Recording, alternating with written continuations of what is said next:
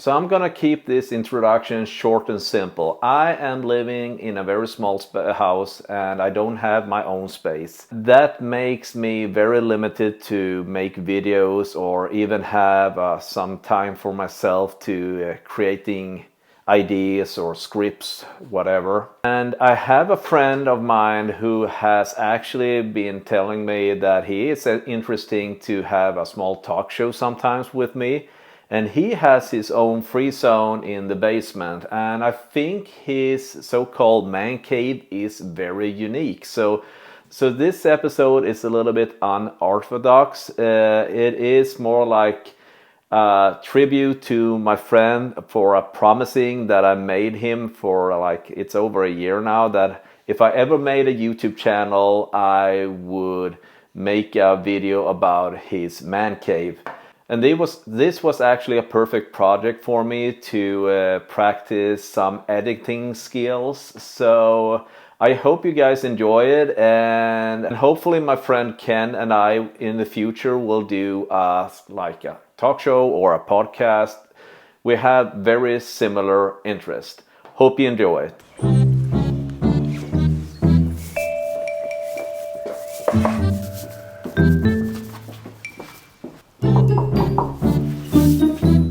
What's the secret word?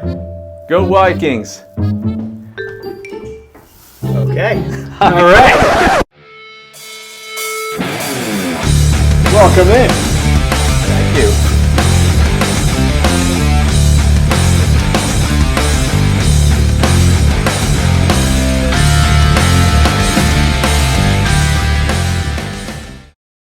Okay, Ken.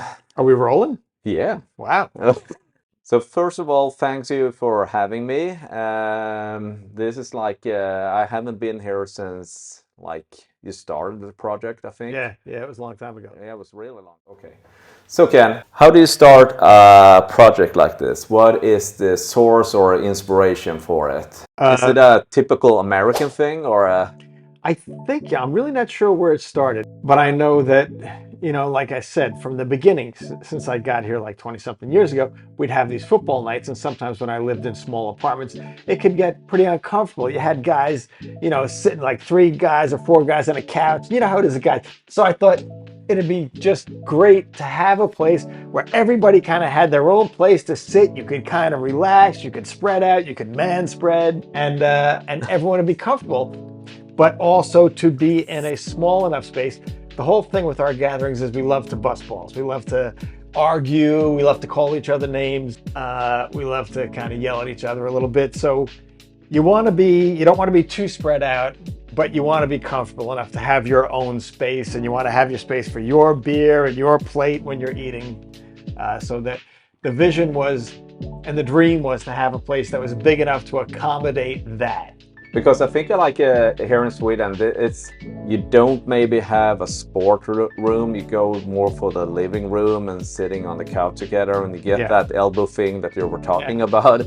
But I think think it's more normal that you're building maybe a cinema, man cave maybe. But so how did you choose the theme or the style here?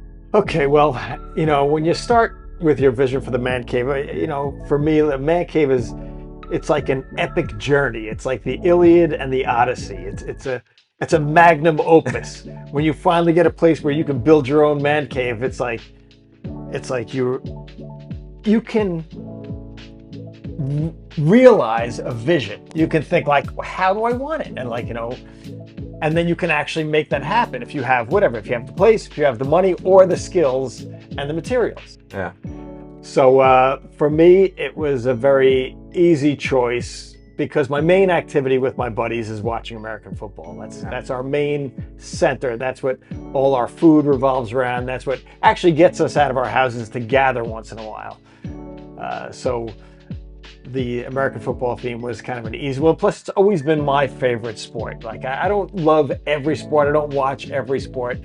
for whatever reason, when I grew up, I just liked American football. I liked the violence of it. I like the cheerleaders. I like watching it. I like the tradition. Like when I grew up, your aunts or your uncles or your dad, they would get together on Thanksgiving. A big part of after the Thanksgiving dinner was watching a game. Some of my cousins who played football, my older cousins, I looked up to them a lot. So, when a couple of them were really good at it, so I was like, wow, I really wished I could be like that.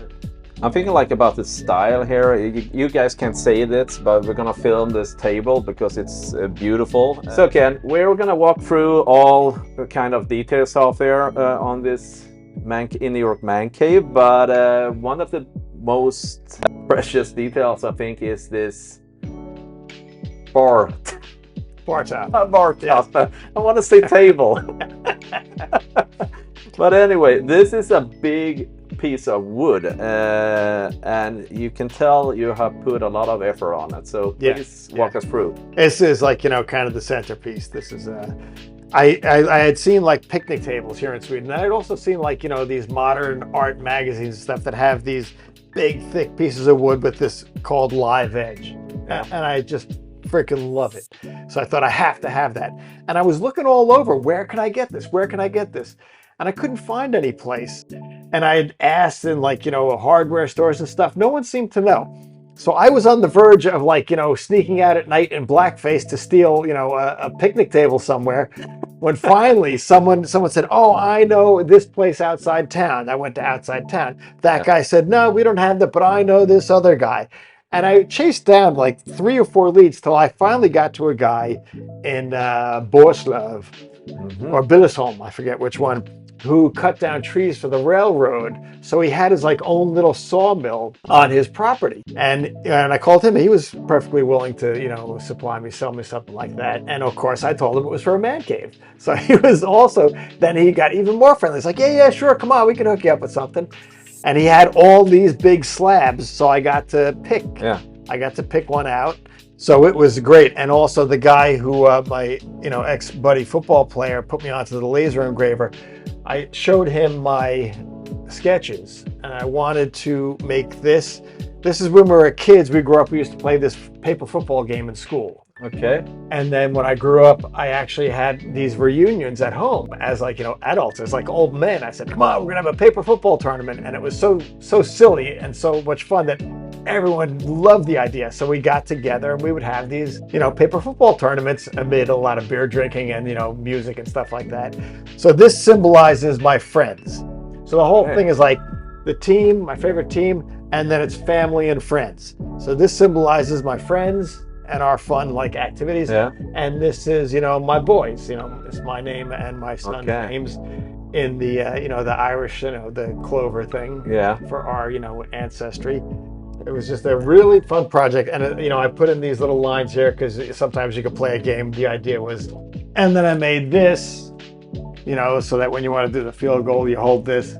Because you told me what it was, but I'm thinking okay, it's not, you said it was a silly game, but now I understand what the game is. Yeah, so I thought I'd play with my kids. As it turns out, no one's really that into the game, but but it looks cool. The white lines look cool. Okay. And it was just fun, putting the sparkles in here. It was there was a multi pour. It took 3 or 4 pours to fill up these letters and then to get the right level. So I get to put a little of the sparkles in after each pour, so you get a 3D effect instead of just some at the bottom.